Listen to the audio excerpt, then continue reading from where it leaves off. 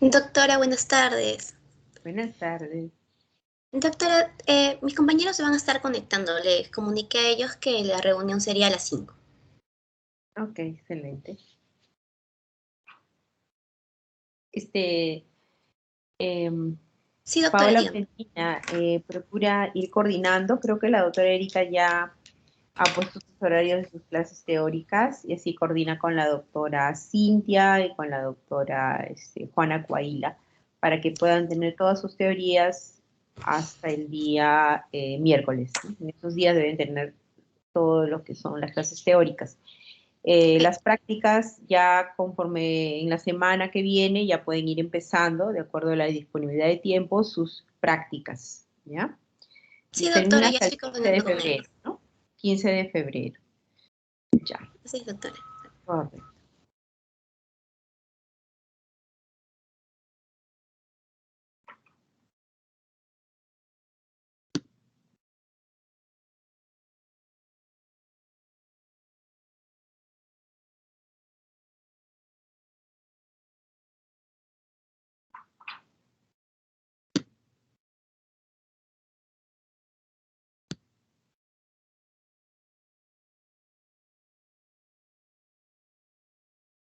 ¿Se ven las láminas? Sí, doctora. Sí está Ah, ya. compartiendo. Perfecto. Correcto. Esperamos a las 5 en punto para empezar, ¿ya? Está bien, doctora, están conectando.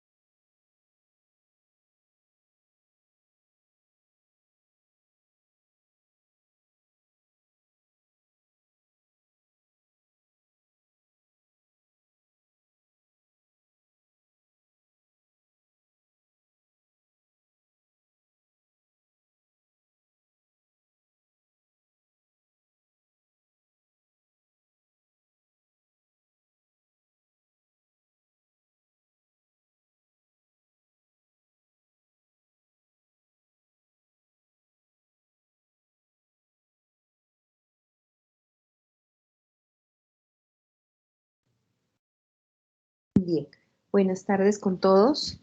Vamos a empezar la primera clase teórica del capítulo de reumatología y vamos a empezar con términos generales que son los síndromes reumatológicos autoinmunes, algo que ya hemos estado viendo en el capítulo de semiología, pero tratando ya un poco de unir algunos criterios específicos. Entonces,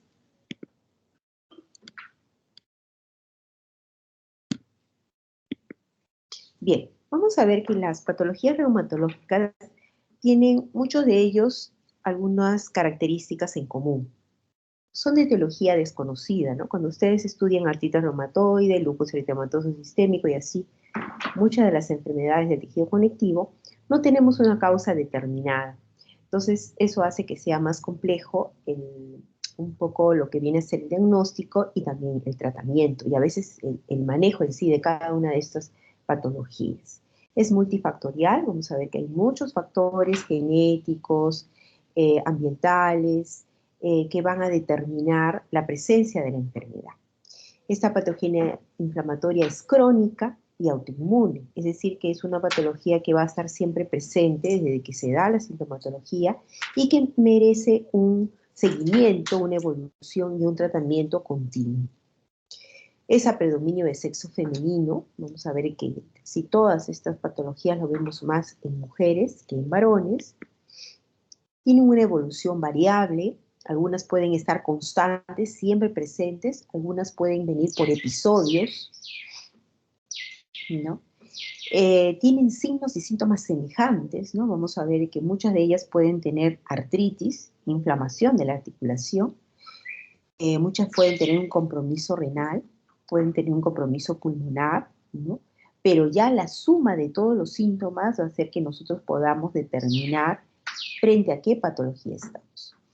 Tanto en aspecto semiológico, como síntomas, signos, y también con características que vamos a ver en datos de laboratorio o de radiografías.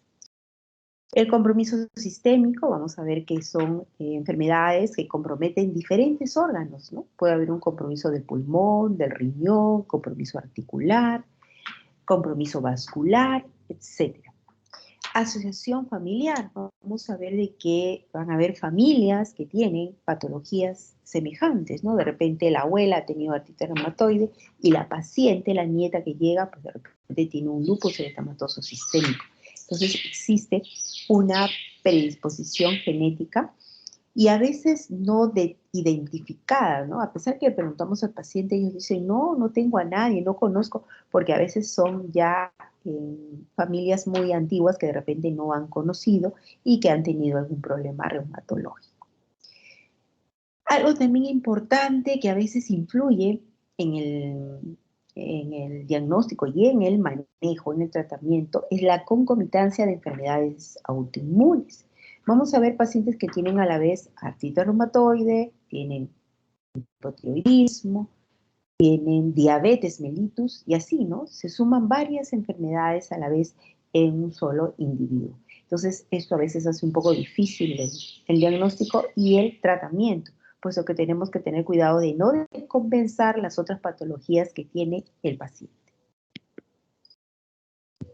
Vamos a ver que la etiopatogenia es multifactorial. Definitivamente hay una predisposición genética en la cual hay una pérdida de la tolerancia de los antígenos propios, un desarrollo de autoanticuerpos y esto va a llevar a un daño a nivel tisular, dando una serie de síntomas.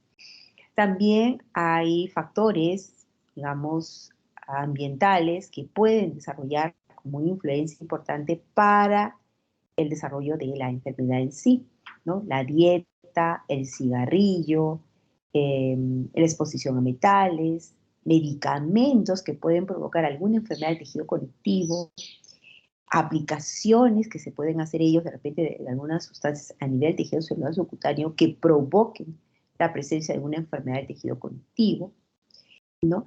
Entonces, también todo esto va a influir, ¿no? Estímulos del medio ambiente. La etiopatogenia es multifactorial, vamos a ver una etiología autoinmune, genética, virales, ambientales, hormonales y bueno, también psicológicos. La autoinmunidad y genes, vamos a ver que la probabilidad de desarrollar la autoinmunidad y la severidad está en función de la carga genética. Podemos tener 5 pacientes con artritis reumatoide, pero podemos ver que de repente uno de ellos tiene una actividad muy leve, tiene muy poquitas articulaciones inflamadas, hinchadas. Podemos ver otro que tiene más de 20 articulaciones inflamadas desde el inicio. Y podemos encontrar otro paciente que tiene artritis con más de 20 articulaciones inflamadas y apenas hacemos el diagnóstico ya encontramos erosiones. Entonces, vamos a ver de que pueden haber diferentes formas de presentación y mayor agresividad. Entonces, eso va a determinar mucho la carga genética que tenga cada individuo. Las enfermedades autoinmunes son poligénicas, involucran múltiples defectos genéticos y a mayor número de locus comprometidos o ven una mayor penetrancia de esta enfermedad. Mayor predisposición en mujeres. Y aquí debemos hacer un alto y hablar sobre lo que es la presencia de los autoanticuerpos.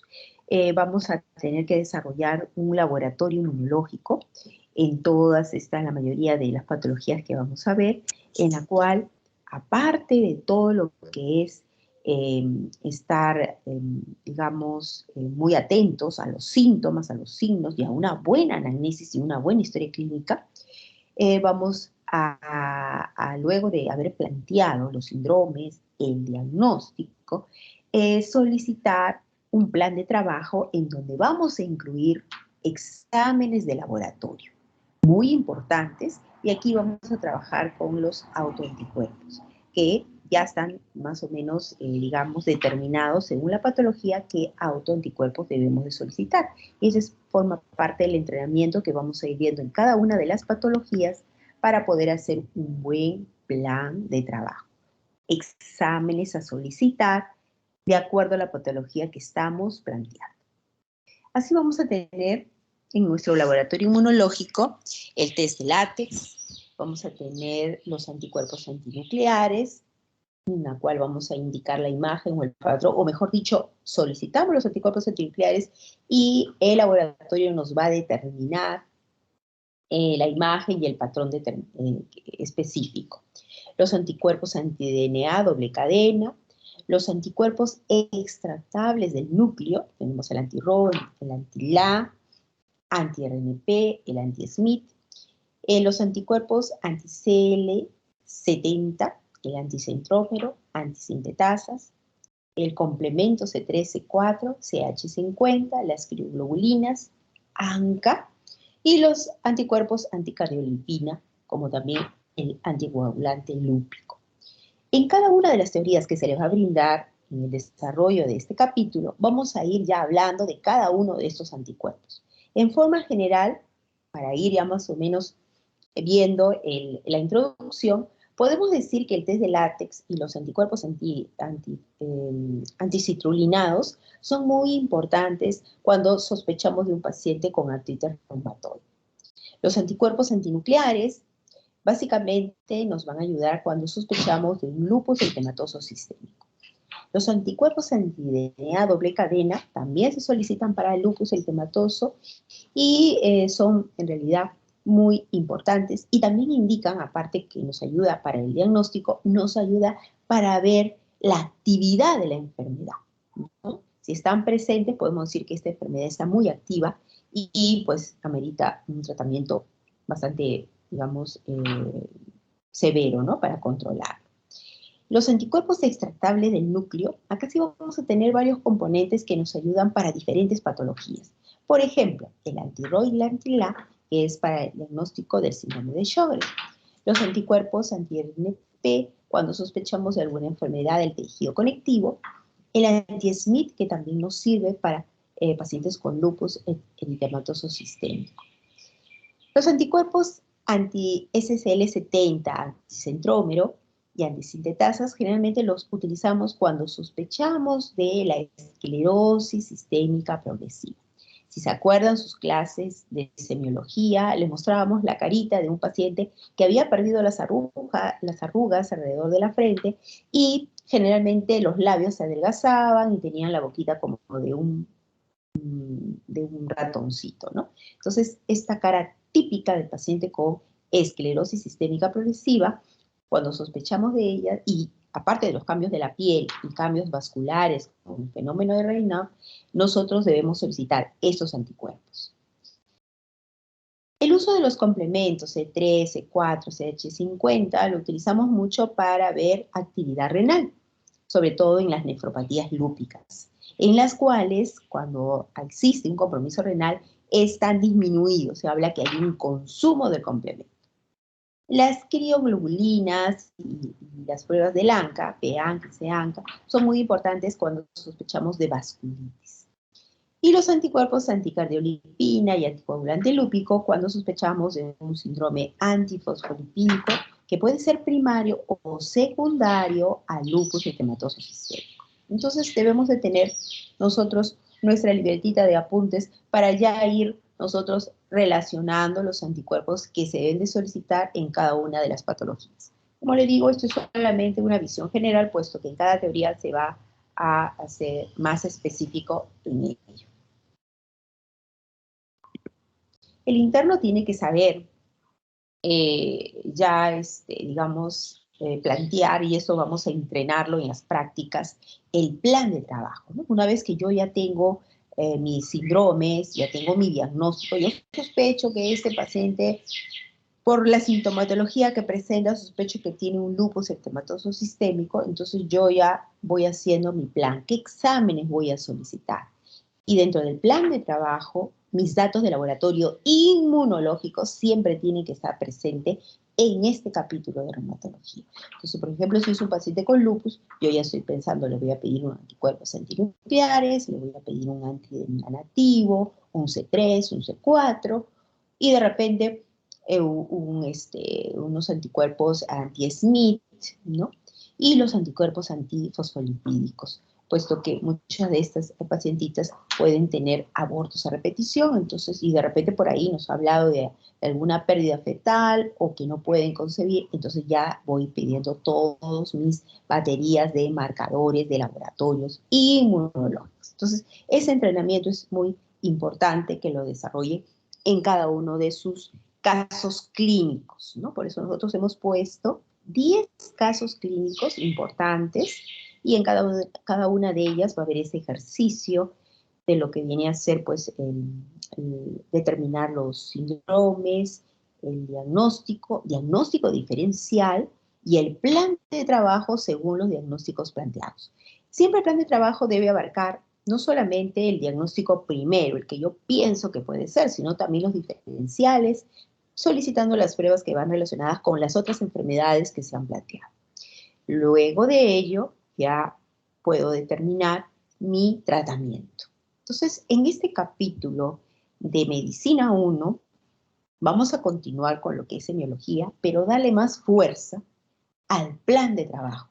Ya ejercitarlo para que el interno tenga la capacidad de poder hacer el pedido de todas las pruebas que requiere ese paciente según la sintomatología del paciente que tenemos. Y el tratamiento. Entonces, eso debemos de trabajar mucho en este capítulo. En cuanto a los autoanticuerpos, recordar que tenemos anticuerpos nucleares, citoplasmáticos, que pueden estar en la superficie celular, y también podemos tener proteínas séricas. El laboratorio inmunológico, vamos a hacer mediante este laboratorio la evaluación de los autoanticuerpos, pero recordar algo que no siempre un dato de laboratorio solo, aislado, nos va a dar el diagnóstico, ¿no? Ni tampoco, digamos, una resonancia magnética, una tomografía, una radiografía. No, son pruebas que nos ayudan a un diagnóstico basado en un contexto clínico. Es decir, luego de que yo he hecho mi semiología, mi interrogatorio, luego hago un examen clínico, de todo ello yo ya planteo los posibles síndromes, el diagnóstico diferencial, y de acuerdo a ello yo ya solicito mis exámenes de laboratorio. Entonces, estos datos que luego yo voy a obtener cuando me lleguen mis resultados de mis anticuerpos, me van a servir para el diagnóstico, acompañado de contexto clínico, me puede servir para la actividad, ¿no? Por eso les decía de que el anti-DNA nativo nos servía para diagnóstico y también para ver actividad. Si está elevado, pues nos indica que esta enfermedad está muy agresiva. Nos puede servir para determinar qué órgano está afectado, ¿no? De acuerdo al anticuerpo, de repente está más dañado el riñón o el pulmón, etcétera. Y el pronóstico, ¿no? Para ver cuál puede ser la evolución de este paciente, si va a ser muy agresiva la enfermedad. Entonces, estos datos de laboratorio inmunológicos son muy importantes, pero siempre dentro de un contexto clínico. Si tengo un factor reumatoideo positivo y el paciente no tiene ninguna articulación inflamada, hinchada, no tiene ningún síntoma, en realidad no va a tener ninguna relevancia. Lo tendremos en observación, sí, observaremos al paciente, pero no tomaremos ninguna conducta porque un dato aislado hasta puede ser un error de laboratorio, ¿no? Entonces, mucho cuidado en ello. Recordar que cuando pedimos los anticuerpos, los autoanticuerpos, nosotros debemos de solicitar, es decir, el laboratorio, si es un laboratorio muy confiable, debe darnos el título, ¿no? El patrón y la imagen que se encuentra. Eso sí debe estar bien detallado. Si está en títulos bajos, ¿no? Por decir un factor reumatoideo 1 sobre, no sé, 1 sobre 10, 1 sobre 20, un título bajito, recordar que puede estar presente en pacientes sanos que no tienen ninguna patología, pero de repente porque tienen una mayor edad pueden dar esa positividad, digamos, muy mínima, ¿no? Puede estar positivo en infecciones, ¿no? Por ejemplo, si un paciente tiene tuberculosis y pedimos de repente uno de estos anticuerpos, puede estar presente, ¿no? Como falso positivo. En neoplasias, ¿no? En el uso de medicamentos, en algunos medicamentos, y a veces en familiares de primer grado. En títulos altos, generalmente, sí, están muy asociados a enfermedades del tejido conectivo y es más, van a estar acompañados de una serie de síntomas y de signos, ¿no? Evidentes. ¿Cuáles son las manifestaciones generales? Muy sensibles, que los podemos encontrar en diferentes patologías, ¿no? Entonces podemos encontrar astenia, adinamia, adenomegalia, esplenomegalia, a veces podemos encontrar fiebre, baja de peso, en fin, ¿no? Entonces, todas estas manifestaciones las podemos encontrar en enfermedades infecciosas, en neoplasias y enfermedades del tejido conectivo, ¿no? Por eso que ustedes como internos van a ver mucho pacientes hospitalizados con fiebre de 1 a 2 semanas, en fin, en la cual le ponen fiebre de origen desconocido porque no determinan la causa, y dentro del plan de trabajo o dentro de las posibles causas siempre van a buscar pues si es que hay alguna neoplasia, si hay un cuadro infeccioso y si hay una enfermedad del tejido conectivo, ¿no? Entonces ahí entra nuestro campo para buscar cuál de esas patologías puede ser, ¿no? Podemos tener las manifestaciones musculoesqueléticas. Entonces acá sí ya debemos de recordar lo que estudiamos en semiología, ¿no? Las famosas artralgias, ¿no? Pacientes que vienen con dolor en sus articulaciones, que es muy diferente que tener artritis. Si hay artritis es porque la articulación está aumentada de volumen, está hinchada, está caliente, está inflamada. Es decir, hay líquido en la sinovia de la articulación. Eso es artritis, inflamación. Si una articulación está inflamada, decimos monoartritis. Si decimos que hay 2 o 3 articulaciones, hasta 4 articulaciones inflamadas, decimos que es un cuadro de oligoartritis. Y si son más de 4 articulaciones, pues estaríamos presentes frente a una poliartritis. Si el paciente nos refiere que una articulación tiene dolor y que está aumentada de volumen y que al cabo de 2 o 3 días se inflama otra articulación, luego otra y otra, entonces estaríamos frente a un cuadro de un patrón de poliartritis aditiva. Si el paciente nos dice, se me hinchó la rodilla, duró 3 días, luego bajó y luego se me hinchó mi tobillo, y luego bajó la hinchazón, obvio la rodilla no está hinchada, el tobillo no está hinchado, y luego aparece mi muñeca, entonces sería un patrón de, como son 3 articulaciones que me refiere, un patrón de oligoartritis migratorio, ¿no? Porque se hincha una articulación, luego otra y otra. Entonces, debemos de determinar bien cuál es la forma de presentación del cuadro de artritis que presenta el paciente. Entonces, nosotros dentro de nuestros síndromes pondríamos síndrome articular, 2 puntos. Como son articulaciones periféricas, las podemos contar, ¿no? Si son las articulaciones de los nudillos de la mano, los nudillos del pie, si son los hombros, rodillas, caderas, etc. Contamos cuántas están inflamadas.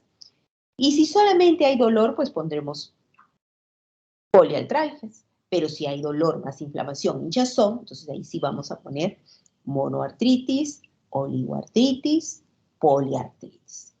De acuerdo a este número de articulaciones inflamadas, yo ya puedo sospechar qué patología puede tener el paciente, acompañado ya de otros datos semiológicos, de la edad, del sexo, etc. Entonces, eso tenerlo bien claro. Otro síndrome importante que presentan los pacientes con problemas reumatológicos son el dolor. Es el dolor. Ellos vienen por dolor en sus articulaciones. Entonces tenemos un síndrome doloroso, en el cual vamos a determinar si este dolor se, digamos, disminuye cuando hacen alguna actividad, ¿no? Entonces estamos frente a un dolor tipo inflamatorio y que se exacerba cuando está en reposo. Pero si al contrario, cuando hacen una actividad el dolor se incrementa y disminuye en reposo, entonces sería un dolor tipo mecánico. Entonces, eso ya lo podemos determinar en la anamnesis y poner en los síndromes el tipo de dolor que presenta este paciente. Si hay presencia de mialgias, nosotros podemos poner pues un síndrome muscular, ¿no? En el cual hay dolor a nivel muscular, determinar en qué áreas es a nivel proximal, por decir que es en la cintura escapular o en la cintura pélvica. Determinar si hay disminución de la fuerza muscular. Si la hay, entonces es importante porque de repente estamos frente a una miopatía, ¿no? En la cual hay una disminución de la fuerza y de poder realizar sus actividades. De repente es distal, no proximal, sino en la disminución de la fuerza en los dedos de la mano, los dedos del pie. Entonces, determinar las características de ese compromiso muscular. Luego, algo importante también desde el punto de vista del síndrome articular es que también existe un compromiso articular axial. Es decir, que el paciente ya no viene porque le duelen los deditos de la mano, la rodilla, el tobillo, sino que viene porque le duele la columna, ¿no? De repente cervical, dorsal, lumbar. Entonces ahí el compromiso es axial.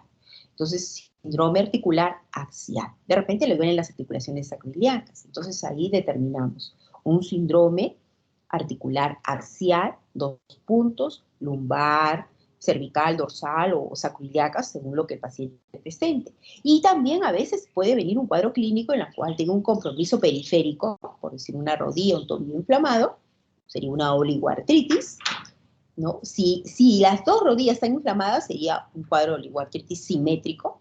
Si es una rodilla y un tobillo, sería un patrón de oligoartritis asimétrico, ¿no? Y determinar y de repente además tiene un compromiso axial, entonces ponemos síndrome articular, ¿no? Oligoartritis, asimétrico, a predominio de miembros inferiores, y de repente abajo ponemos síndrome axial, porque existe un compromiso a nivel de sacroiliacas. Entonces debe estar bien claro el compromiso articular, porque de acuerdo a ello yo voy a determinar qué patología puede tener el paciente, ¿no? Entonces, este síndrome articular es muy importante precisar. Entonces vamos a hacer un pequeño ejercicio. A ver, alumno Guaita Atakawa Jason. Alumno Guaita. ¿No está? Alumno García Guaringa Gustavo.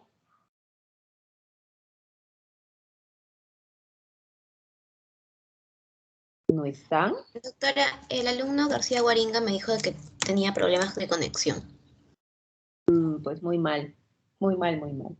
Flores Portocarrero Margarita.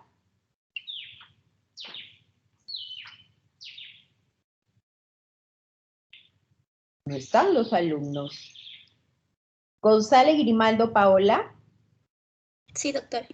A ver, te pregunto, tienes un paciente que viene a la consulta y te dice que tiene dolor y aumento de volumen, y tú lo vas a constatar en la rodilla derecha y en la muñeca izquierda, y el tobillito del lado izquierdo.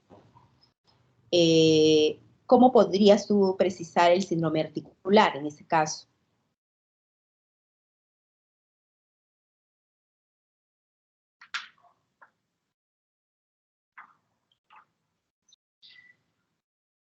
Tienes que contar el número de articulaciones que estén inflamadas. ¿De acuerdo a eso? ¿Qué compromiso articular tiene este paciente? Claro, doctora, contaría el número de articulaciones que tiene inflamada y ahí ¿Cuántos son? Pues, ¿cuántos ocurriría. son? O sea, quiero que me determines el patrón articular de este casito clínico.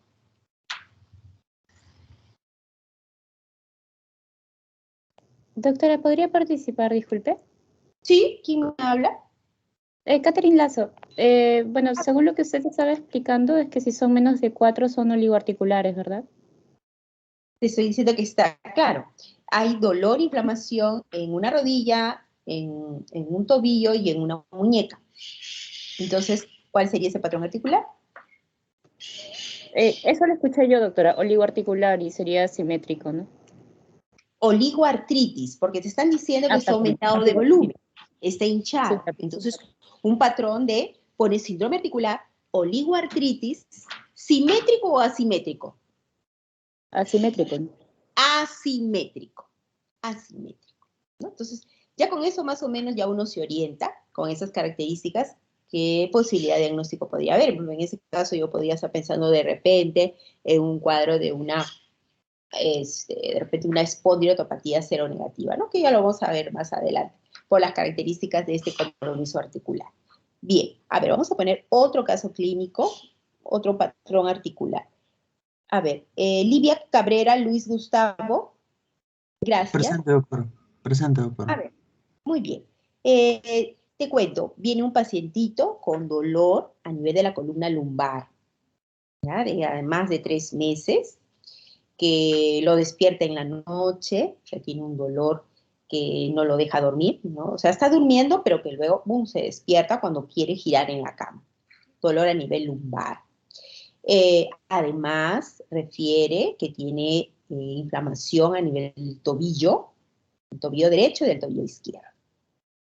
Entonces, ¿qué patrón articular tú plantearías en este caso? Los tobillos están aumentados de volumen y están hinchados. Y un dolor a nivel de la columna lumbar que lo despierta a medianoche.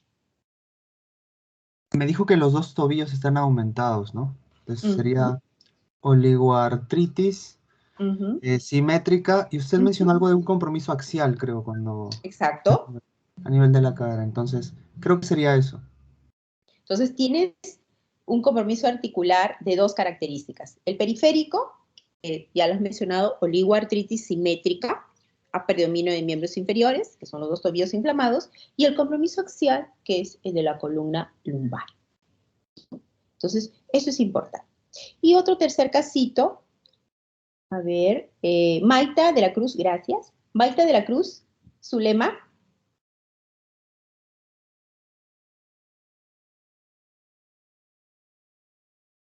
Mamani Chambi.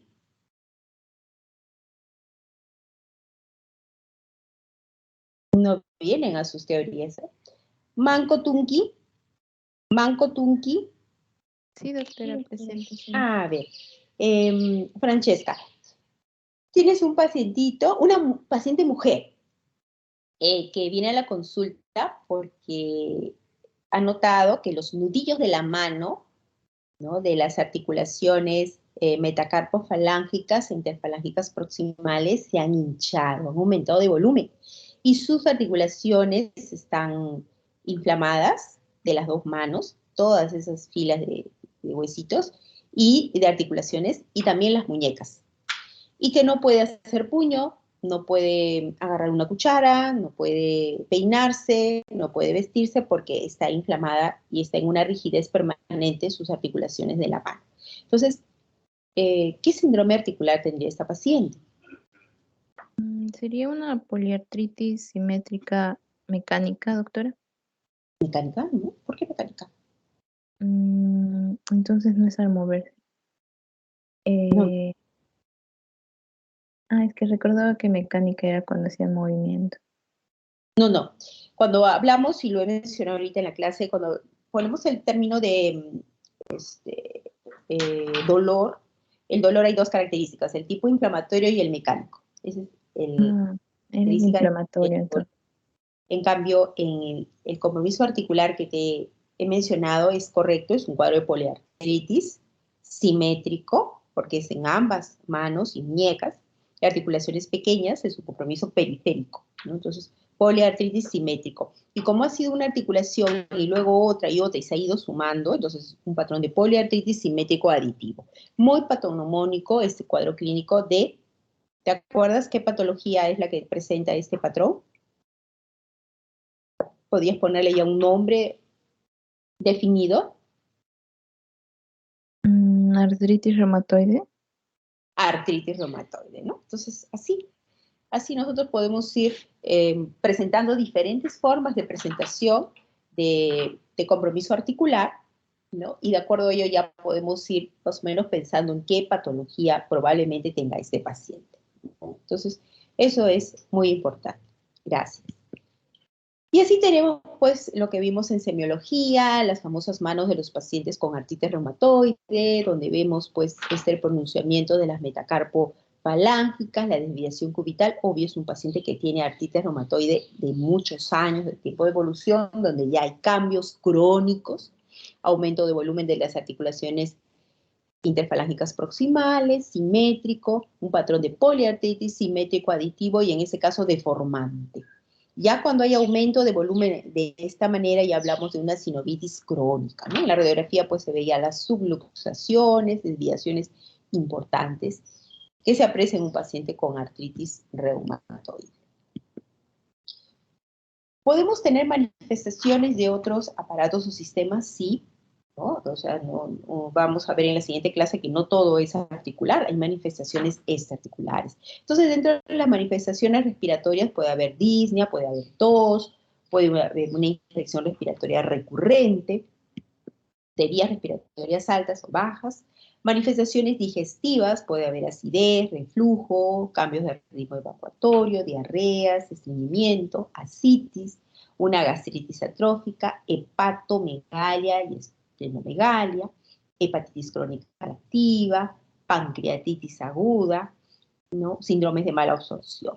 Entonces, hay una serie de manifestaciones importantes. Manifestaciones hematológicas. Nunca se olviden, dentro de todo paciente que sospechamos de una enfermedad del tejido conectivo, siempre solicitar su hemograma. Creo que en realidad en todas las patologías un hemograma nos dice mucho el estado del paciente.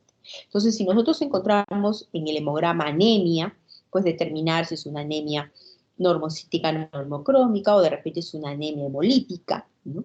Debemos de valorar cómo están los leucocitos, si hay leucopenia, si hay linfopenia, si hay trombocitopenia. Entonces probablemente ya estaríamos frente a un paciente con lupus eritematoso sistémico, una gran sospecha al respecto.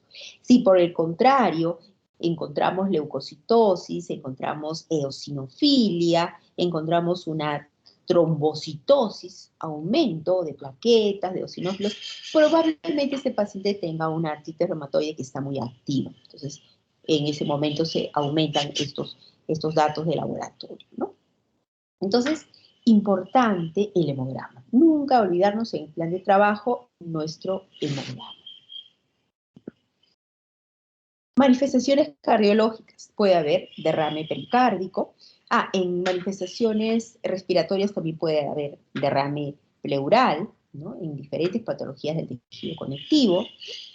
A veces son sintomáticas, ¿no? El paciente viene con mucho dolor, no puede respirar, ¿no? Sensación de que oprime el pecho, etc. A veces no tiene ningún síntoma y son un hallazgo, ¿no? Puede haber miocarditis, endocarditis, hipertensión arterial. Compromiso neurológico, bastante frecuentes, neuropatías periféricas sensitivo-motoras, neuropatía craneal, neuritis óptica, convulsiones, mielitis transversas, trastornos cognitivos, alteraciones psiquiátricas. Entonces, es muy importante una evaluación neurológica, pedirle un test de digamos, de su estado de conciencia, de cómo se encuentra, porque a veces comienzan a desarrollar alguna serie de cambios neurológicos dentro de las patologías reumatológicas. Recordar también, y lo mencionamos al inicio, que existe la concomitancia de enfermedades autoinmunes, ¿no? Pacientes que tienen tiroiditis, que tienen hipotiroidismo, hipertiroidismo, y a la vez pues tienen una enfermedad reumatológica. Entonces, recordar que esto es bastante frecuente, ¿no? O diabetes mellitus, vitíligo, ¿no? Entonces, no solamente vamos a encontrar a veces exclusividad, ¿no? Pacientes solo con artritis reumatoide, sino que lamentablemente tiene artritis reumatoide, tiene hipotiroidismo y tiene diabetes mellitus. Entonces el manejo se hace a veces un poco complicado, difícil. Tenemos las enfermedades que se van a desarrollar en todo el largo del capítulo, ¿no? Por los diferentes docentes. No vamos a desarrollar las clases solamente para ver láminas y recordar. El rash malar, no tenemos un síndrome dermatológico importante. El lupus eritematoso sistémico tiene un compromiso muy importante, desde empezando con el rash malar típico en alas mariposa. Si la persona es bien blanca se va a denotar mucho, pero si es un poco oscura, como somos la mayoría de nosotros, entonces ahí tal vez a veces es un poco tenue, ¿no? Sobre todo cuando se exponen al sol, ahí es donde se va a dar más esta fotosensibilidad. Y recordar que siempre respeta el surco nasogeniano. ¿No? El rash malar, puede haber rash discoideo, ya otra forma de presentación media redondeada, puede ser en cara, en el tórax, en las orejas, un eritema papuloso. A veces también presentan un eritema muy pequeño, muy morbilliforme, que a veces parece un cuadro alérgico, nos dicen, tiene alergia a tal fármaco, y a veces son manifestaciones de este lupus, ¿no? El rash discoideo, ya un eritema con queratosis, con atrofia, a veces ya lesiones un poco más profundas. El rash discoideo con eritema, con atrofia queratosis, ¿no? Que tiene bordes definidos, tanto en el cuerpo como también en el cuero cabelludo. Las famosas úlceras orales que podemos encontrar en los pacientes con lupus o a veces con un tema de alguna otra patología en la cual se van formando úlceras. Y en el caso del lupus algo típico es que no son dolorosas y a veces nosotros las buscamos y las encontramos y nos ayudan mucho para el diagnóstico. El lupus cutáneo subagudo, hay lesiones ya que son más crónicas en la piel.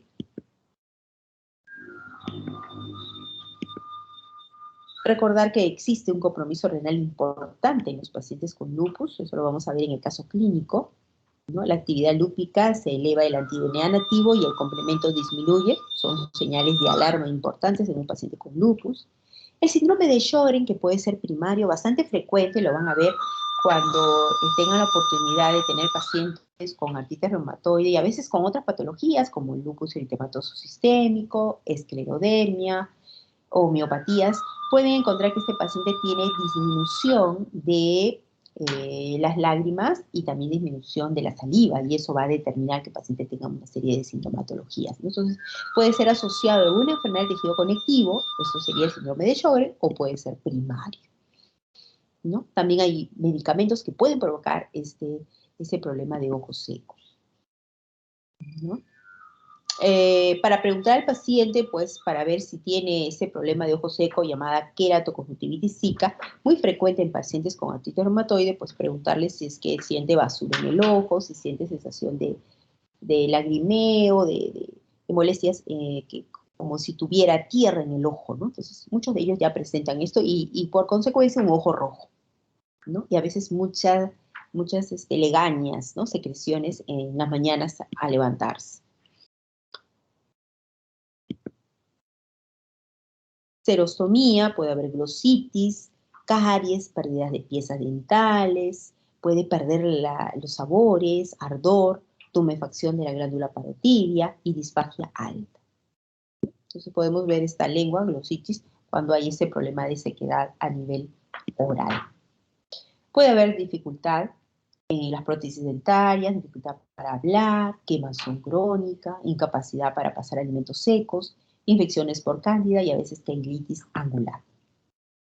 Tumefacción de la glándula parótida, Esto podemos encontrarlo muchas veces asimétrica o a veces bilateral. Y cuando hay aumento de glándula parótida, siempre descartar algún cuadro de malignidad que puede estar asociado.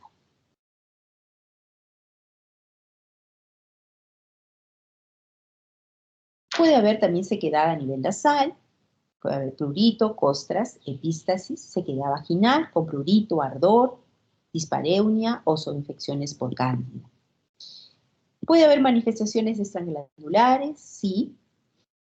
Puede haber compromiso a nivel del nervio sural, ¿no? Puede haber infiltración celular en la pared vascular, ¿no? Algunas diferencias entre un síndrome de Sjögren primario con uno secundario. Si este síndrome de Sjögren es primario, aquí podemos solicitar los anticuerpos anti-Rho y anti-LA, que son positivos, ¿no? Eso es algo típico. En cambio, cuando el síndrome de Sjögren es secundario, a artritis reumatoide, a lupus, a miopatías, generalmente esos anticuerpos son negativos, ¿no? Entonces, si yo sospecho de un síndrome de Sjögren primario, pues estos anticuerpos puedo solicitar, ¿no? Puede haber presencia también de adenomegalias, de esplenomegalia, y también puede haber manifestaciones extraglandulares. Y puede estar asociado también a linfomas o a vasculitis. Entonces tenemos ahí los marcadores importantes. Se pueden hacer pruebas oculares para determinarlo. Generalmente hacemos en interconsultas de oftalmología y ellos nos hacen este tipo de pruebas, el test de Schimmer, rosa de Bengala, para determinar esta queratitis zika. Luego tenemos las miopatías, van a tener su clase en la cual hay una debilidad muscular, ¿no? Mialgias, puede estar asociado también a artritis, artralgias, y en algunos casos vamos a encontrar compromiso cutáneo, ¿no? Este compromiso cutáneo y las miopatías ya toman el nombre de dermatomiositis.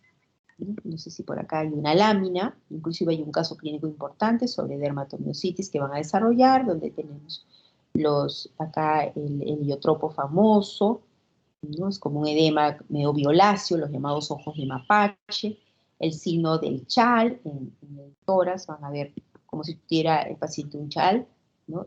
Y las famosas placas de Gottron, que son presencia de placas eritematosas, violáceas, descamativas, formadas por la evolución de estas pápulas, ¿no? Y generalmente sobre los nudillos de las manos se desarrollan este eritema maculopapular, ¿no? Como aprecio. Típico de las dermatomiositis. Alteraciones periunguales, también puede haber hiperkeratosis, telangiectasias. Ese es el famoso rash, signo de Chal, ¿no? Y el rash eritematoso, típico de dermatomiositis, ¿no? Entonces, importante. Puede haber una rugosidad con hiperkeratosis, líneas irregulares, de aspecto sucio, llamadas las manos del mecánico. Manifestaciones respiratorias, también miopatías, lo van a desarrollar. Y recordar que también estos pacientes con miopatías pueden desarrollar calcinosis, que son depósitos difusos de calcio en piel y en músculos duros, ¿no? Van a tener la oportunidad de verlo en casos clínicos que se les ha puesto en su TIN. Acá están, ¿no? Las calcinosis, son cristales que se depositan así blanquitos, a veces erosionan y salen un contenido blanco como tiza, ¿no? Eso lo van a ver en patologías como la esclerosis sistémica progresiva, pueden verlo también en algunos cuadros de miopatías. La esclerosis sistémica progresiva, aquí muy importante el uso de los anticuerpos anticentrómero y anti-CL70, van a ver la clasificación de acuerdo al compromiso de la piel. Y esta es la famosa carita que le poníamos en el capítulo de semiología, ¿no? La cara de pájaro, donde se pierden los bordes de las, o sea, disminuye el grosor del labio y la cara, la frente, como que si no tuviera arrugas. Y disminuye la apertura bucal. Y obvio, estos deditos de la mano tienen el fenómeno de Raynaud, donde los deditos se ponen de color violáceo, blanquecinos y blancos, frente a la exposición al frío, básicamente. Contracturas, se va perdiendo todas las líneas que tenemos en los dedos, las llamadas esclerodactilias, y si es de las metacarpos falángicas hacia los brazos, la esclerodermia, ¿no? típico en la esclerosis sistémica progresiva, ¿no? Es un compromiso dermatológico muy patognomónico. Y en las manos el famoso fenómeno de Raynaud. Puede haber presencia de úlceras, como no hay una buena circulación, se da la mutilación de los pulpejos de los dedos en los pacientes con esclerosis sistémica progresiva. La vasculitis, son muchas patologías, es una clase muy extensa, ¿no? Lesiones en la piel, tipo de vasculitis.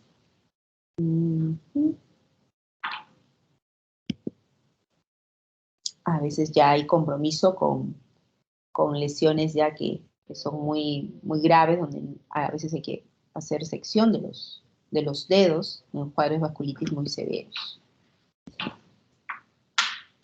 Bien.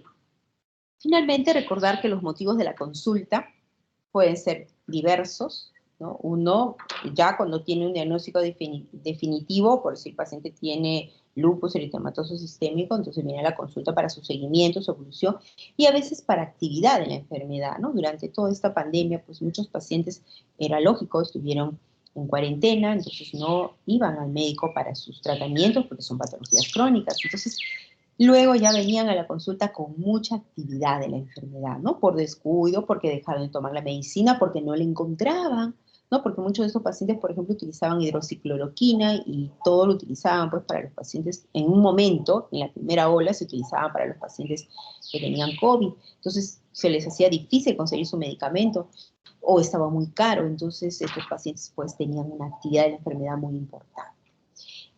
Pueden venir por infección. Recuerden que todo paciente llega con una enfermedad del tejido conectivo, por decir artritis reumatoide, lupus, y que se le agrega una infección, tiende a activar la enfermedad, ¿no? Entonces, la infección más actividad pues provoca cambios importantes dentro del curso de esta enfermedad.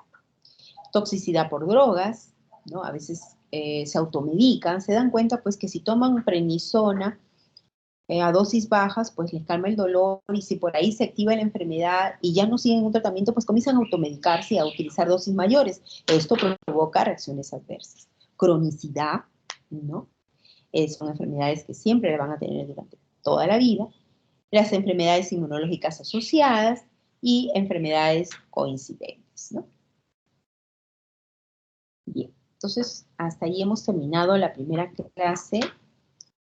Luego de ello vamos a pasar a hablar ya sobre una patología definida, que es la artritis reumatoide.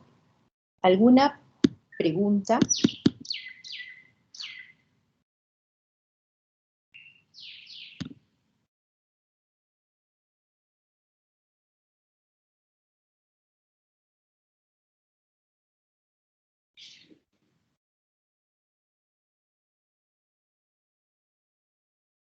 Bien, entonces vamos a empezar con el desarrollo de la clase de artritis reumatoide. Esta es una patología muy importante dentro de todas las que ustedes ven, las diferentes patologías reumatológicas. Es frecuente dentro de todas ellas. Y es muy típica, que nunca debemos de olvidarnos, ¿no? Es una enfermedad crónica autoinmune de origen desconocido y de etiología multifactorial, y que tiene manifestaciones articulares y exarticulares, ¿no? De no ser tratada adecuadamente, pues puede llevar a este paciente a una incapacidad, ¿no? Dificultad para poder realizar todas sus actividades, y también pues una disminución de la esperanza de vida si es que no tiene un tratamiento oportuno. La prevalencia pues es la relación de 3 mujeres por cada varón, y la edad promedia es de 35 a 40 años. Tenemos la artritis reumatoide del adulto, que es la clase que vamos a desarrollar, pero también tenemos otros 2 grupos de pacientes con artritis, que es la artritis reumatoide juvenil, que vamos a tener una clase aparte mañana, y la otra que es la artritis senil, la artritis de la tercera edad. Cada una de ellas tiene características diferentes. Pues ahora desarrollamos la artritis del adulto. Tenemos características genéticas dentro de los factores de riesgo. Existe una predisposición en este grupo de pacientes con el antígeno de histocompatibilidad de R4. Recordarlo bien esto, que muchas veces es motivo de preguntas, que los pacientes con artritis reumatoide están asociados a este antígeno de histocompatibilidad. Existen factores ambientales importantes que pueden desencadenar la presencia de esta enfermedad. Infecciones, Epstein-Barr, citomegalovirus, micoplasma, rubiola, parvovirus, etc. Se habla que el tabaco es un factor que exacerba la enfermedad, ¿no? Pacientes con artritis reumatoide que consumen cigarrillo, pues tienen muy mal pronóstico, tienen una R muy agresiva. Por el contrario, todavía en estudio, se menciona que si toman pequeñas dosis de alcohol, como que esto les sirve de un efecto protector, como que tiende un poquito a apaciguar la sintomatología. No totalmente determinado, pero que se menciona, pero en pequeñas cantidades. Todo esto va a tener pues una consecuencia inmunológica importante en este grupo de pacientes, en las cuales,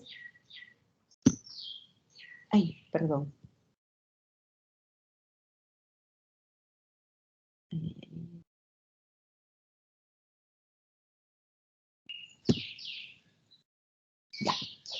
Como consecuencia va a haber una infiltración dentro de la etiopatogenia de los linfocitos TCD4 que van a ir a la sinovia a nivel perivascular.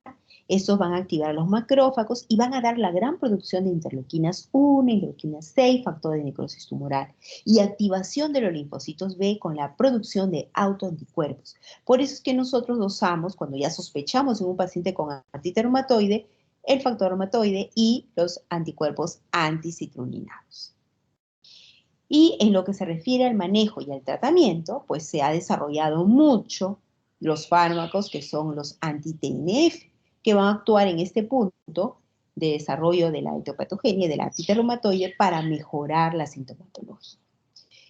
Esto va a llevar a una enfermedad sistémica, estas citoquinas se van a liberar, pueden producir una sinovitis crónica, que es el llamado PANUS, en donde hay una gran producción de fibroblastos, mastocitos, osteoclastos. Y eso va a llevar como consecuencia a una destrucción ósea, si es que no se da un tratamiento oportuno en estos diferentes puntos de la etiopatología.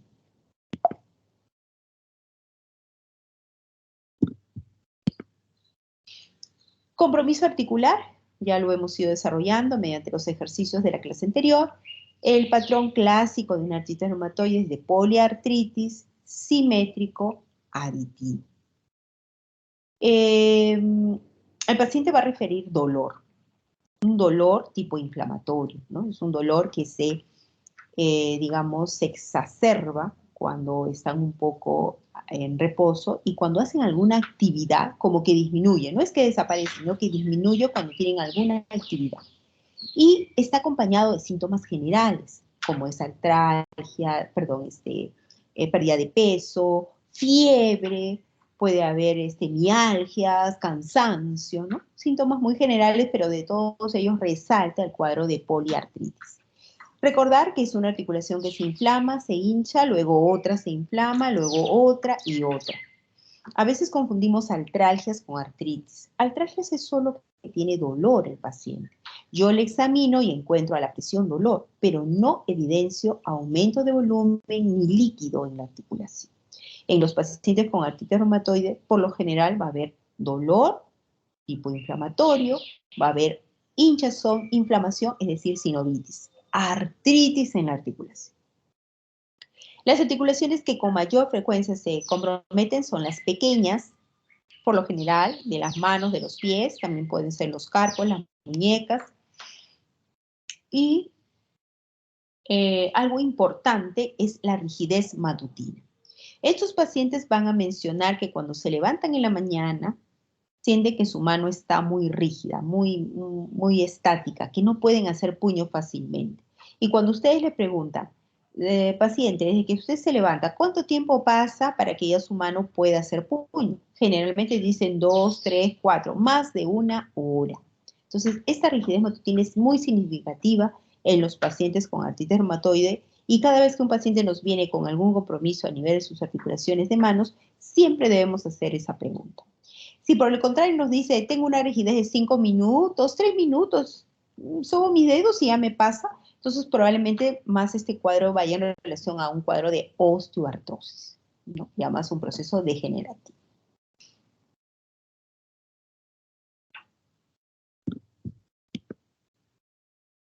¿Puede haber compromiso de articulaciones un poco más grandes? Sí, rodillas, puede haber compromiso de caderas, obvio, y es más invalidante cuando se comprometen esas articulaciones.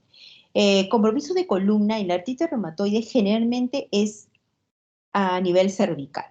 Lo más común, una subluxación atlantoxoidea, que hay que tener cuidado porque puede ser un daño importante hasta con compromiso de médula espinal. Raro en artritis reumatoide, muy raro que se comprometa la columna dorsal y lumbar. Puede haber compromiso de articulación temporomandibular, es decir, que cuando mastican, pues hay dolor y a veces viene el paciente, yo cada vez que como carne me duele intensamente la zona de esa articulación, ¿no? Compromiso a nivel del oído, puede haber sordera, ¿no? Esos huesecillos se pueden comprometer y también a nivel cricoaritenoidea con alguna disfonía. Compromiso extraarticular. Algo importante son la presencia de los nódulos reumatoides. Pueden estar presentes entre un 20 a 30%, generalmente es un fenómeno vasculítico. No es frecuente, ¿no? Si comenzamos a ver 10 pacientes, probablemente 1 o 2 van a tener estos nódulos, el resto no. Hay que buscarlos. Están en las zonas de codo, zonas de roce, occipucio, periarticulares. Puede estar en el tendón de Aquiles, meninges, pleura, corazón, en pulmón, que a veces se confunden con problemas de granulomas, ¿no? Entonces, tiene ubicaciones en diferentes partes del cuerpo. ¿Puede haber vasculitis? Sí, a nivel de piel, con necrosis, con presencia de púrpura, úlceras. Puede haber compromiso nervioso con mononeuritis múltiple, alteraciones sensitivas motoras y polineuritis. Y también puede haber infartos viscerales, es decir, un paciente que ya tiene un diagnóstico de artritis reumatoide de muchos años y que de repente llega con un abdomen agudo y a veces es un infarto, por decir, de una arteria aorta, ¿no? A nivel abdominal. Entonces, se pueden dar estos casos adicionales. Compromiso pleuropulmonar, puede haber derrame pleural sin manifestaciones clínicas como un hallazgo, fibrosis intersticial, si se puede dar en este grupo de pacientes, por la misma artritis reumatoide y a veces también por los fármacos que podemos darle para su tratamiento. Puede haber nódulos, los nódulos reumatoideos a nivel de pulmón. Compromiso cardíaco, puede haber derrame pericárdico, ¿no? Taponamiento, arritmias, puede darse, a veces asintomático esta pericarditis. Compromiso neurológico, puede haber mononeuritis múltiple. Puede haber compresión, pues sobre todo en las muñecas, con el famoso síndrome del túnel carpiano, muy frecuente, que el paciente viene porque se le adormece los dedos de la mano, también a veces los dedos del pie, y es por compresión del nervio mediano porque se inflama pues, la articulación de la muñeca. Compromiso ocular, algo frecuente es la escleritis, ¿no? El paciente viene con el ojo rojo y cuando tienen un paciente con escleritis siempre sospechar como primera posibilidad artritis reumatoide, ¿no? Y hay que tener cuidado porque si no es controlado puede llevar una escleromalacia, una endoftalmitis y a veces hasta una ceguera. ¿Puede estar asociado al síndrome de Sjögren? Sí, es bastante frecuente que los pacientes con artritis reumatoide tengan el ojo seco, queratoconjuntivitis zika. Osteoporosis también pueden tener porque estos pacientes dentro del manejo, vamos a ver, utilizan corticosteroides. Nosotros damos a dosis bajas, pero ellos a veces al elevar las dosis porque les da mucho alivio del dolor, utilizan pues dosis de 20, 30, 50 miligramos de prednisona, dosis exageradas que le provocan problemas de osteoporosis. ¿Puede haber neoplasias asociadas a la artritis reumatoide? Sí, linfomas pueden estar asociados en pacientes con artritis. Puede haber compromiso de esplenomegalia, citopenias, generalmente en un síndrome de Felty. Ya esa es una enfermedad, digamos, con artritis reumatoide ya más sistémica y más grave, ¿no? Asociado con adenopatías, visceromegalia y pleuropericarditis. Compromiso renal en artritis reumatoide por sí no lo hay. Generalmente es por el uso de antiinflamatorios, que también el paciente comienza a automedicarse. Entonces puede producir una insuficiencia renal a nivel, digamos, prerrenal. Luego tenemos glomerulonefritis por fármacos, por vasculitis, y a veces cuando está asociado el síndrome de Sjögren más artritis reumatoide puede haber algún compromiso de nefropatía del túbulo intersticial. Hallazgos radiológicos. Vamos a ver signos patognomónicos en la artritis reumatoide que debemos de recordar. Si bien es cierto, una radiografía no nos va a dar el diagnóstico, recuerden que siempre es la clínica, la semiología, la anamnesis y luego nuestra radiografía. Entonces vamos a encontrar algunos cambios importantes. Primer cambio de paciente con artritis reumatoide en una radiografía es la tumefacción. Aumento de volumen de las partes blandas, como pueden ver acá. Número 1. Osteopenia y uso articular. Alrededor de la articulación, o sea, en esas áreas cercanas a la articulación vamos a encontrar una disminución, ¿no? del hueso, digamos, compacto, entonces se llama osteopenia yuxtaarticular. Y luego el signo patognomónico, recordar, la erosión ósea. Eso sí, que lo vamos a ver en pacientes con artritis reumatoide. Si ni bien hacemos el diagnóstico y encontramos una erosión, es de mal pronóstico. Erosiones precoces de mal pronóstico. Podemos encontrarlo también en formas de quistes subcondrales o pérdida del cartílago. Cuarto cambio, luxaciones o subluxaciones. Ya no siguen la misma línea de la articulación y comienzan las desviaciones. Entonces, cuarto cambio importante. En algunos casos, cuando la artritis está empezando recién, estamos en una artritis reumatoidea temprana, es decir, que tiene menos de un año de tiempo de enfermedad, a veces no hay cambios radiológicos, ¿no? Entonces, estos se pueden evidenciar en algunas otras pruebas, por ejemplo, en ecografía o en resonancia magnética. Las radiografías siempre debemos pedir comparativas. Radiografía de manos comparativas, frente oblicua, radiografías de rodillas comparativas, de pelvis, ¿no? No solamente pedir una, sino ambas, simétrico. No olvidarse de ese detalle. Tenemos el apoyo de la ecografía, ¿no? Mediante la ultrasonografía, donde tenemos la técnica de escalas grises, donde aumenta la resolución espacial de las estructuras óseas, en las cuales vamos a poderlas evidenciar de una mejor manera. Luego tenemos la técnica del Doppler de poder, en la cual vamos a ver que se determina la presencia de aumento de flujo. A veces en este momento el paciente no tiene dolor, examinamos, no hay dolor en la articulación, no evidenciamos sinovitis ni inflamación. Sin embargo, mediante esta prueba ya encontramos que al haber este aumento de flujo, ya existe inflamación de estos pequeños vasos, que posteriormente ya van a desarrollar sinovitis. Entonces, qué importante es determinar el diagnóstico precoz para ya iniciar un manejo y evitar una deformidad de la articulación por artritis, ¿no? Hallazgos de laboratorio. Siempre en nuestro hemograma solicitar podemos encontrar anemia normocítica porque es una enfermedad crónica. Puede haber leucocitosis cuando está muy activa la artritis, elevación de leucocitos, elevación de plaquetas, elevación de eosinófilos. Una vez que controlamos el cuadro de la artritis, estos valores se normalizan. Puede haber leucopenia cuando hay un síndrome de Felty asociado a una trombocitopenia. Los reactantes de fase aguda. No olvidarnos nunca de solicitar velocidad de cementación, proteínas C reactivas. Esos son los más comunes. También podemos pedir ceduloplasminas, aptoglobina, alfa-globulinas, etc. Pero lo más común, velocidad de cementación y proteínas C reactivas. En la artritis reumatoide generalmente está elevado, está acelerado cuando hay actividad de la enfermedad. Si tenemos la oportunidad de poder hacer un estudio, digamos que la rodilla está aumentada de volumen, está hinchada, y podemos hacer una artrocentesis, extracción de este líquido sinovial y hacer un estudio del líquido sinovial, enviando al laboratorio, buscando el citoquímico, como está la viscosidad, la presencia de leucocitos, si es aumento de polimorfonucleares, etc., cómo está la glucosa, el ácido láctico, nos va a ayudar mucho para determinar las características de este líquido. Si lo mandamos al cultivo de líquido sinovial, de gérmenes comunes, de BK en líquido sinovial y de hongos, podemos determinar pues, si es que hay algún cuadro infeccioso. En este caso, la artritis reumatoide, este cultivo va a salir totalmente negativo.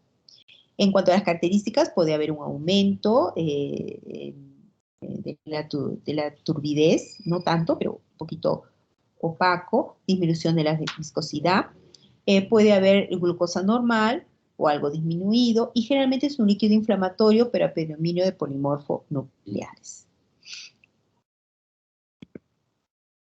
El factor reumatoide. Y acá están los anticuerpos que ya debemos de recordar. Si sospechamos de un paciente que tiene un patrón de poliartritis simétrico, aditivo, a predominio de repente de manos, y tiene rigidez matutina más de 1 hora, mucha incapacidad funcional, más de 20 articulaciones inflamadas y hinchadas, de repente ya un factor familiar, un antecedente familiar de una abuela, tatarabuela que ha tenido artritis reumatoide, entonces yo ya sospecho de esta patología, entonces debo solicitar mis pruebas de laboratorio inmunológicas. En este caso, mi factor reumatoideo y mis anticuerpos anticitrulinados.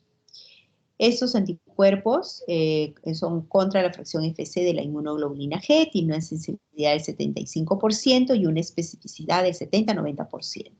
¿Puede estar presente en pacientes sanos? Sí, en un 5%. Y en pacientes de más de 65 años de edad, por eso que debe ir acompañado de la clínica.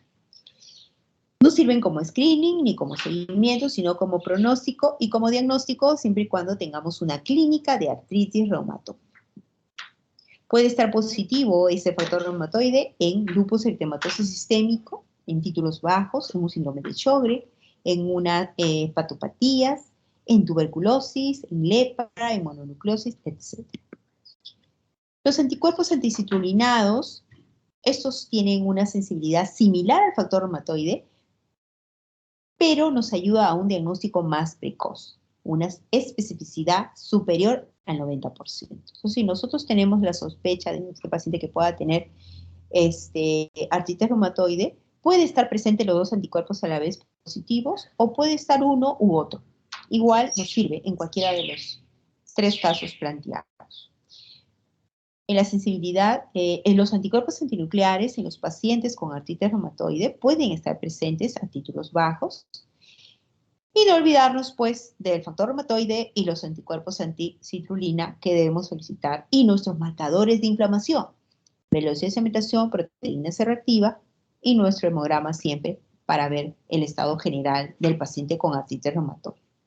¿Cuáles son los factores de mal pronóstico en un paciente con artritis reumatoide? Mujer, edad avanzada. Desde el inicio que yo ya veo una erosión en una radiografía, muy mal pronóstico. Si tengo mis marcadores de laboratorio inmunológicos muy altos, títulos altos, factor reumatoideo anti-CCP más de 1000, mal pronóstico. Reactante de fase agudo tiene 100, 200 valores sumamente altos, pues mal pronóstico. Nódulos reumatoides se encuentran en muy pequeña proporción, pero si están presentes, mal pronóstico. Va a ser una artritis reumatoide difícil de controlar. Persistencia del brote durante 1 año. Está recibiendo tratamiento durante el primer año y no logramos controlar la inflamación. Mal pronóstico. El nivel socioeconómico disminuido, porque si el paciente le damos un tratamiento tradicional que vamos a ver a continuación y no mejora, no baja el número de articulaciones inflamadas, significa que vamos a tener que utilizar fármacos de mayor costo, mucho mejores, que le van a servir, pero el costo mayor va a ser un limitante para el manejo. Compromiso de cuenta de articulaciones, contamos las articulaciones inflamadas, hinchadas, y son más de 20 desde un inicio. Mal pronóstico. Los marcadores de actividad, no olvidarse, velocidad de cementación y proteína C reactiva. Esos son los más comunes que siempre solicitamos durante la evolución, ¿no? Una cosa es el diagnóstico, cuando yo planteo ya el diagnóstico de artritis reumatoide, le doy el tratamiento y luego tengo que ir valorándola cada mes, cada 2 meses, según la posibilidad, para ver cómo va esa artritis, cómo evoluciona con el tratamiento. Entonces ahí vamos pidiendo marcadores de actividad. Y ahí incluye velocidad de cementación, proteína C reactiva, su hemograma, sus pruebas de cómo está el hígado, cómo está el riñón, para ver la respuesta que tienen estos órganos con el tratamiento que le damos. La esperanza de vida se acorta así de 3 a 7 años, ligado pues es que aparte de la artritis reumatoide, este paciente tiene infecciones, tiene hemorragia gastrointestinal o tiene enfermedades cardiovasculares. ¿Qué es lo más importante? Un diagnóstico precoz. Si nuestro diagnóstico es precoz, rapidísimo, y el tratamiento por consiguiente también lo es, entonces vamos a mitigar la clínica, las secuelas y la mortalidad por esta enfermedad. Estos son los criterios antiguos que básicamente si los analizamos son para diagnosticar artritis reumatoideas crónicas. Y lo que nosotros queremos son artritis reumatoides tempranas. Entonces, fueron dejados de lado, se basaba en 7 criterios, tenían que estar 4 por lo menos durante 6 semanas, pero no nos ayudaban mucho. Tenemos aquí los criterios del ACR y del EULAR del año 2010. Estos sí son más importantes porque nos ayudan a diagnosticar artritis reumatoides tempranas, ¿no? Entonces aquí tenemos que se utiliza mucho el examen clínico. Se van contando las articulaciones inflamadas, ¿no? Encontramos sinovitis en al menos una localización y exclusión de otras causas. Y vamos contando. Si tenemos, por ejemplo, de 4 a 10 articulaciones grandes inflamadas, vamos poniendo un punto. Si es de 1 a 3 pequeñas, 2 puntos. De 4 a 10 pequeñas, 3 puntos. Si tenemos más de 10 articulaciones inflamadas, tenemos 5 puntos. Si existen alteraciones serológicas, factor reumatoide o anticuerpos anticitrullinados positivos bajos, le ponemos 2 puntos. Pero si son altos a más de 3 veces el valor normal, 3 puntos. Elevación de la velocidad de cementación proteína C reactiva, 1 punto. Y duración de todos estos síntomas, al menos de 6 semanas, 1 punto. Si tenemos todo eso, por lo menos 6 a más, ya estamos determinando un paciente con artritis reumatoide. Bien, entonces ya una vez teniendo el diagnóstico, nosotros tenemos que manejar, hacer el tratamiento. Medidas generales, mejorar el estilo de vida, control de factores de riesgo. El uso de antiinflamatorios, estos son sintomáticos, que no modifican la progresión, pero va a calmar el dolor. Y los corticosteroides, que es el CTS, que son sintomáticos, que sí modifican el curso de la enfermedad. Y los fármacos modificadores de la enfermedad. Muy importantes. Tenemos los fármacos sintéticos y los fármacos biológicos.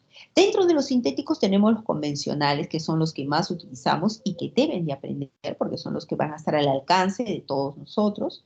Acá tenemos los convencionales, el metotrexate de elección, el número 1, leflunomida, también muy importante, luego sulfasalazina, y dentro de los antipalúdicos, la hidroxicloroquina, que en los hospitales del Ministerio de Salud utilizamos mucho porque está más al alcance del CIS.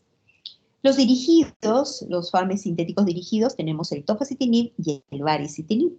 Estos son fármacos ya que actúan inhibiendo el JAK y son ya de alto costo. Estos sí ya son de alto costo. Luego tenemos los fármacos biológicos, también de alto costo. O sea, de acá para acá, fármacos un poquito difícil de poder utilizar, pero que debemos tener conocimiento determinado porque son fármacos que se utilizan en diferentes países del mundo, pero aquí tenemos algunas limitantes. En el de salud lo utilizan, ¿no? Algunos de ellos, ahí sí hay un mayor alcance. Entonces tenemos acá, dentro de los fármacos biológicos, el original, los anti-TNF, el adalimumab, antileuquina 1, anti-CD20 y así, hay muchos más que ya tenemos al alcance, y los fármacos biológicos, los biosimilares, ¿no? Y a pesar de ser biosimilares, también son de alto costo, no hay mucha diferencia económica entre ellos, ¿no? Deberían ser más económicos, pero no lo son así. Entonces, esto vendría a ser el panorama de los tratamientos que podemos dar en los pacientes. El tener cuidado con los antiinflamatorios, porque sí pueden producir morbilidad digestiva, sobre todo los inhibidores del COX-1, hablamos del diclofenaco, naproxeno, ibuprofeno, etc. Si no tiene antecedentes digestivos, trabajemos con ellos cuando está muy activo a dosis máximas y fraccionadas. Por ejemplo, ibuprofeno de 400, el paciente viene con más de 20 articulaciones inflamadas hinchadas, entonces yo le voy a dar 400 miligramos cada 12 horas o a veces cada 8 horas. Y si hay alguna molestia digestiva, le puedo agregar un protector gástrico, un omeprazol, ¿no? 20 miligramos en ayunas. Si hay antecedentes muy severos o de repente una úlcera, entonces ya debo de usar los inhibidores de la COX-2, los COPSIPs, ¿no? Celecoxib, etripcoxib. Y de eficacia los dos son iguales, solamente que estos van a proteger la mucosa gástrica. También son de alto costo y a veces no están al alcance de nuestros hospitales del Ministerio de Salud. Los corticoides sí modifican el curso de la enfermedad, pero son una terapia puente, ¿no? ¿Por qué? Porque nosotros al inicio ya diagnosticado al paciente le damos el antiinflamatorio, le damos el corticoide y ya estamos dando un fármaco modificador de la enfermedad, vale decir metotrexate. Pero para que actúe este fármaco modificador de la enfermedad tiene que pasar por lo menos 3 meses. Entonces, durante esos 3 meses yo tengo que dar un tratamiento puente y ahí están los corticoides y los antiinflamatorios. Ojo, las dosis que damos indicados para artritis reumatoide es de 5 a 10, 15 miligramos diario, no más. Nuestros pacientes a veces se automedican y toman 50 miligramos y eso pues les va a traer un síndrome cushingoide muy importante. Entonces, cuidado con las dosis de los corticoides. Dentro de los fármacos sintéticos convencionales, desde el inicio, pues si hay actividad de la enfermedad, debemos trabajar con nuestro metotrexate. Ese es el fármaco de elección. Nuestro metotrexate puede utilizarse como monoterapia, solito, dosis de 5, generalmente damos 7.5 o 10 o 15 miligramos semanal. La pastilla viene de 2.5 miligramos y le estamos dando 6 tabletas a la semana. También hay vía inyectable, también podemos darle, pero es semanal. Para evitar las reacciones adversas que produce el metotrexate, que son alteración, elevación de las enzimas hepáticas, náuseas, vómitos, anemias, debemos de utilizar el ácido fólico, ¿no? El ácido fólico se da, por decir, de lunes a sábado, 1 gramo diario, y el día, yo les digo a mis pacientes el día domingo que utilicen el metotrexate, ¿no? Puede ser cualquier día de la semana, pero el resto de los días que no usa metotrexate, pues debe tomar su ácido fólico. Muchos de nuestros pacientes solo con metotrexate no ayudamos a controlar la actividad de la enfermedad, a bajar la inflamación de las articulaciones. Entonces hacemos una terapia combinada. Es decir, le damos metotrexate y agregamos otro fármaco modificador de la enfermedad. Agregamos la leflunomida, segundo fármaco de elección. Entonces unimos los dos, metotrexate más leflunomida. Este actúa muy bien, es de segunda línea luego de metotrexate. Las dosis son de 100 miligramos, dosis de ataque, primer día, segundo y tercero. Y luego se le da 20 miligramos ya todos los días de forma continua. Tener cuidado porque también puede dar toxicidad hepática, entonces siempre estar cuidando con el uso de estos fármacos, la función hepática, cómo va, las pruebas hepáticas, siempre un hemograma y también cómo va la función renal, ¿no? Son exámenes que podemos pedir cada 2 o 3 meses para ir evaluando que no exista ninguna reacción adversa por el uso de estos fármacos.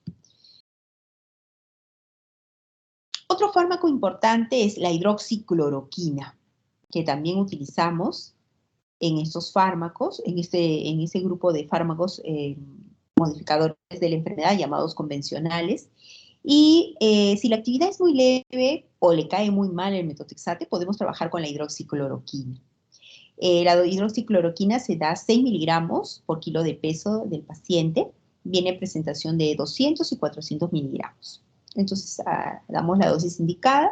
El único cuidado con este fármaco es que si lo toma durante el día con la luz del sol, puede ponerse la piel oscura, negrita. Entonces, hay que tratar de evitar esa complicación dándole el fármaco y que se acueste, que duerma y que apague todas las luces. Entonces, evitamos ese problema. Y otra reacción adversa de la hidroxicloroquina es que puede haber problemas en identificar los colores y a veces visión borrosa. Entonces, cuidado con ello. ¿Cuánto tiempo debemos de esperar, ¿no? ¿Cuánto tiempo yo le doy, por decir, el paciente está con su antiinflamatorio, está con su corticoide, su prednisona 10 miligramos diarios, su ibuprofeno 400 cada 12 horas y su metotrexate 15 miligramos semanal? Si está muy activo, le estoy agregando la hidroxicloroquina 200 miligramos diarios, ¿no? Según el kilo de peso. Entonces le estoy dando este fármaco y ¿cuánto tiempo debo de esperar respuesta a ese tratamiento? Mínimo 3 meses, máximo 6 meses. En 6 meses ya debe haber una muy buena, ya de los 3 meses ya debo ver respuesta, ya debe haber mejoría clínica. Obvio que ya en ese tiempo yo ya estoy bajando mi dosis de corticoides, puedo dejarlo a 5 miligramos o 2.5 miligramos, y el antiinflamatorio también puedo ir bajando un poquito. Entonces, si todo va bien y una buena respuesta, excelente. Pero si ya están pasando 6 meses y no hay esa buena respuesta, las articulaciones siguen inflamadas, hinchadas, dolor, limitación, rigidez matutina, más de 1 hora, entonces yo ya debo de estar pensando que tal vez voy a tener que retirar el segundo farme que he dado. De repente, si le di metotrexate y hidroxicloroquina, retiro la hidroxicloroquina, sigo manteniendo mi metotrexate y debo de agregarle alguna terapia biológica, ¿no? De repente un inhibidor del anti-TNF, agregarle al metotrexate. Siempre cuando agregamos la terapia biológica, nosotros debemos de mantener al paciente con el metotrexate. Es el fármaco base de elección. Y vamos viendo la respuesta también que debe darse más o menos en 6 meses. Si no hay una buena respuesta con esta terapia biológica, puedo rotar por otra con otro mecanismo de acción y puede ser los inhibidores del YAP, que también se utilizan. Pero ojo, todos esos fármacos, la terapia biológica, los inhibidores del anti-TNF y los inhibidores del YAP, recuerden que son terapias de muy alto costo. Entonces, cuidado, a veces no está al alcance de nuestros pacientes. Si decidimos a este paciente darle esas terapias biológicas, debemos nosotros hacer algunas pruebas iniciales. Una prueba de PPD, pues en nuestro medio hay mucha tuberculosis, entonces prueba de PPD. Si tiene 10 o más, significa que el paciente es sensible, entonces tenemos que darle isoniazida de prevención por lo menos 6 meses y luego ya agregarle la terapia biológica. Debemos también ponerles todas sus vacunas, influenza, neumococo, su vacuna para el COVID, todas sus vacunas deben estar completas para poder recibir este tipo de terapias. Buscar algún cuadro de neoplasias, ¿no? Que pudiera estar latente y que con esos fármacos pudiéramos exacerbarlo. Entonces, de acuerdo ya sea varón o mujer, pues buscar alguna neoplasia de útero, alguna neoplasia de próstata, etcétera, para ser tratado y manejado, ¿no? También podemos hacer algunas pruebas, interconsulta para buscar algunos otros focos infecciosos, dental, en fin, que no se vayan a exacerbar cuando nosotros damos esta terapia biológica. Entonces hay que hacer una preparación a un paciente cuando decidimos darle este fármaco, así nomás no le vamos a dar de la noche a la mañana, sino con todos esos cuidados, si es que es indicado y que también tenga la posibilidad económica, ya sea a través de un seguro, que va a recibir de forma constante el tratamiento. Bien. Adicionalmente a todo esto, nosotros vamos a tener que agregar lo que es la medicina física y rehabilitación, ¿no? Es muy importante que nuestros pacientes recuperen la movilidad articular, recuperen la fuerza muscular, que la pierden, puesto que cuando hay dolor no se mueven las manos de la forma como acostumbradamente se dan. Entonces comienza a haber atrofia muscular, disminución de la masa muscular. Entonces hay que recuperarla con la rehabilitación, que cuando ya baja el dolor ya podemos agregarle a este grupo de pacientes, ¿no? Bien, eso es lo que yo quería decirles el día de hoy con respecto a estas dos clases. ¿Alguna pregunta?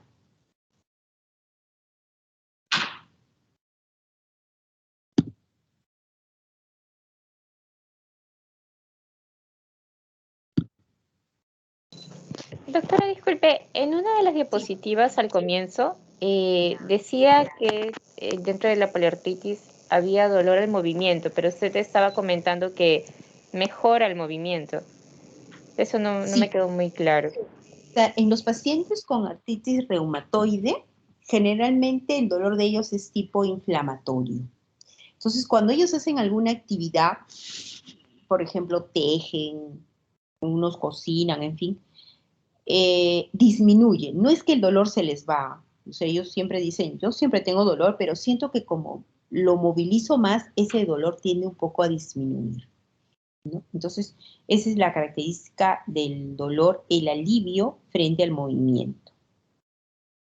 Es digamos, la característica, dolor tipo inflamatorio en los pacientes con artritis reumatoide. Doctora, y con respecto a la vacunación que nos estaba comentando, Ah, que no podemos tratar a los pacientes sin el esquema de vacunación, si el paciente no se desea vacunar o no tiene ninguna vacuna, ¿cómo hacen con el tratamiento? ¿De todas formas comienzan no. el tratamiento? En realidad, lo que yo hablé de las vacunas es para inicio de la terapia biológica. Nosotros a ese paciente que no se quiere vacunar, bueno, le damos su tratamiento convencional, ¿no? Sí, podemos darle su metotrexate, su hidroxicloroquina, su leflunomida, su corticoide, su antiinflamatorio. Pero si en un momento vemos que esos tratamientos no le ayudan a mejorar, entonces nosotros vamos a tener que darle o prepararlo para darle una terapia biológica. Entonces, para dar la terapia biológica, ahí sí es necesario que el paciente cuente con sus vacunas. Ahí sí. De lo contrario, no podíamos agregarle esas terapias biológicas. Ah, ya, doctora. Ahora sí me quedó claro. Muchas gracias. ¿Ya? Doctor, una pregunta. Sí. Usted mencionaba que, bueno, en el tratamiento se le daba básicamente metotrexate, pero también mencionó el ácido fólico. ¿Cómo se haría ahí la forma de administrar, doctora? Claro, cuando tú le das el metotrexate, dosis promedio va de 10 a 15 miligramos semanal. Como la pastillita viene de 2,5 miligramos, entonces tú le dices al paciente, si le vas a dar 10, entonces usted va a tomar 2 tabletas, yo siempre les digo el día domingo, ¿no? 2 tabletas el día domingo, 8 de la mañana, 2 tabletas al mediodía. Son sus 4 tabletas, sus 10 miligramos dominicales. De lunes a sábado usted va a tomar el ácido fólico. Entonces, el ácido fólico viene de 0,5. Entonces, le puedes dar 2 tabletas, por decir, después de su desayuno, de lunes a sábado. Y el día domingo no, porque si tú le das el ácido fólico, va a competir con el metotrexate, los mecanismos de acción, entonces eso va a determinar que ese metotrexate no actúe, no tenga la eficacia necesaria. Entonces tienes que dar de esa manera, de lunes a sábado el ácido fólico y el día domingo el metotrexate, ¿no? Aparte, este ácido fólico le ayuda a mejorar la función hepática, ¿no? Porque el metotrexate, como lo usamos por muchos años, puede dar toxicidad. Entonces, este ácido fólico lo protege muchísimo, evita náuseas y vómitos. Hay gente que es muy sensible al metotrexate y experimenta muchas náuseas, vómitos y dolores. Dolor generalizado, se siente mal cuando toma el metotrexate. Entonces, este ácido fólico como que lo prepara para que tome la medicina y vaya bien. Ahora, aquel paciente que tiene mucha reacción adversa con el metotrexate vía oral, puede pasar a vía lo que viene a ser intramuscular, ¿no? Le podemos dar vía parenteral para que de esa manera también tenga menos reacciones adversas. Gracias, doctora.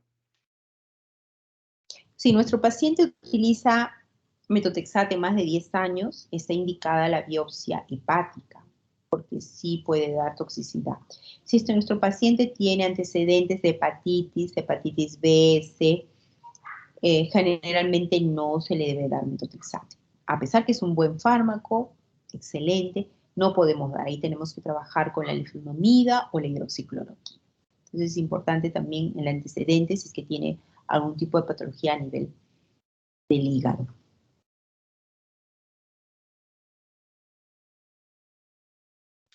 Doctora, buenas tardes. Buenas tardes. Disculpe, usted mencionó también el uso de corticoides como puente por 3 meses. Después de esos 3 meses, ¿el corticoide se retira o se deja un tiempo más? ¿O cómo es con el Deberíamos uso de retirarlo. corticoides? Deberíamos retirarlo, ¿no? Porque se supone que ya en 3 meses ya está actuando el fármaco modificador de la enfermedad. Vale decir, metotrexate, ya debe estar actuando. Pero algunos pacientes, cuando comenzamos a bajar la dosis de la prednisona, por decir si estaba en 10, ya comenzamos a bajarle a 5, a 7,5, 5, comienzan a sentir un poquito más de dolor, como que se activa. Entonces tratamos de dejarle una dosis base, mínima, ¿no? Pero algunos pacientes no, toleran muy bien. Le damos 5, se sienten bien, le damos 2,5, le decimos un día tomas, un día no tomas, días alternos. Y se sienten bien. Entonces podemos llegar a un momento de retirarlo. Lo ideal sería retirar totalmente el corticoide.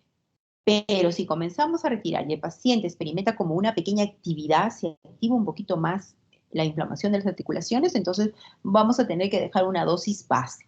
La dosis mínima base que puede tener un paciente con artritis reumatoide en cuanto a la prednisona puede ser 5 o 2.5, lo mínimo. Y si lo podemos Doctora, retirar, entonces, excelente. Sí. entonces durante esos 3 meses la dosis se va bajando o se empieza a bajar después de pasados los 3 meses. Podemos ir bajando en cuanto vemos la respuesta clínica. Si tú al inicio contaste 20 articulaciones inflamadas hinchadas y ya el paciente está recibiendo su antiinflamatorio, está recibiendo su prednisona, está con su metotrexate, su hidroxicloroquina, pasado un mes y tú ya ves que ya no tiene 20 articulaciones inflamadas, que de repente ya tiene 10, entonces tú ya puedes ir bajando de 2.5, de 10 a 7.5. La siguiente cita al mes, tú lo encuentras que ya no tiene 10 articulaciones inflamadas, de repente ya tiene 8 o ya tiene 6, pues bájale 2.5 menos, 5 miligramos y así. Todo depende de las articulaciones que están inflamadas, hinchadas. Las vas contando y las vas poniendo en tu historia clínica. Entonces, si ya disminuye el número de articulaciones inflamadas, el paciente puede hacer mejor sus actividades. Ya me puedo peinar, ya me puedo vestir, ya me puedo levantar, ya puedo ir a trabajar. Entonces, ni hablar, ¿no? Ese paciente ya debe de... Y la rigidez matutina, que te refería al inicio de 5 horas, 6 horas, y ahora te dice 10 minutos, 5 minutos de rigidez matutina y está regia mi mano, entonces tú ya comienzas a ir bajando la dosis de la prednisona. Lo recomendable de 2.5 a 2.5. Lo bueno es que la prednisona se puede fraccionar. Viene en 4 pedacitos y tú la puedes ir fraccionando.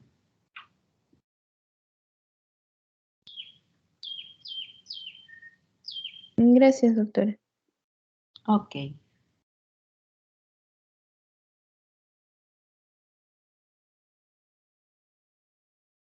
Bien. Bien, entonces el día de mañana vamos a desarrollar la clase de espondilopatía seronegativa y la artritis reumatoide juvenil. Entonces, Valentina, mañana también tendríamos tiempo a estas horas para hacer la clase. Doctora, mañana tenemos examen Ya. hasta ¿Qué hora? Va a empezar a las 2. Ya. Más o menos la hora de ética, es la hora de ética hasta las 5. Después de esa hora yo creo que estaríamos libres.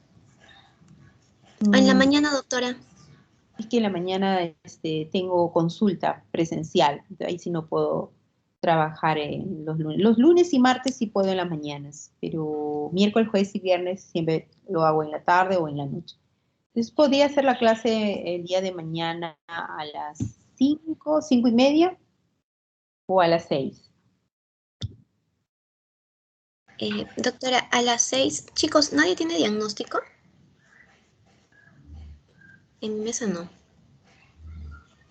O puede ser más temprano, no, estarán estudiando, ¿no? Podría ser a la 1, de 1 a 2. Doctora, de 1 a 2. Chicos, ¿nadie se le junta nada? Doctora, de 1 a 2 no, porque el examen es a las 2. Ya, entonces, a las 6. Sí, doctora, mejor a las 6, creo. Okay. Lo ponemos a las 6. Bueno, ya ahorita lo voy a poner en la clase. Ok.